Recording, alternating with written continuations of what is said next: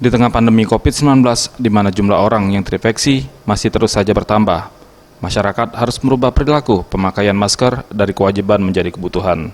Ini penting untuk mencegah penyebaran COVID-19 di masyarakat. Arissa Putra selaku Kasat Pol PP Sumsel mengatakan pihaknya akan terus berupaya mendisiplinkan dan mengupayakan agar masyarakat tertib memakai masker. Walaupun hal tersebut sulit dilakukan, namun pihaknya tak henti-hentinya menghimbau masyarakat. Sesungguhnya pelanggaran ini tidak ada yang tinggi rendah, namun ini kita berupaya adalah untuk mendisiplinkan, membiasakan. Karena memang kita paham, ya kita pemerintah sangat maklum bahwa untuk merubah perilaku, merubah sikap dan kebiasaan itu memang sulit. Ya makanya terus akan kita adakan penertiban. Dan penertiban ini kami lakukan setiap hari. Ya setiap hari itu tiga shift, pagi, sore dan malam hari. Nah, namun pada hari ini kita lakukan langsung sidang justisi dengan menghadirkan hakiman dan kejaksaan.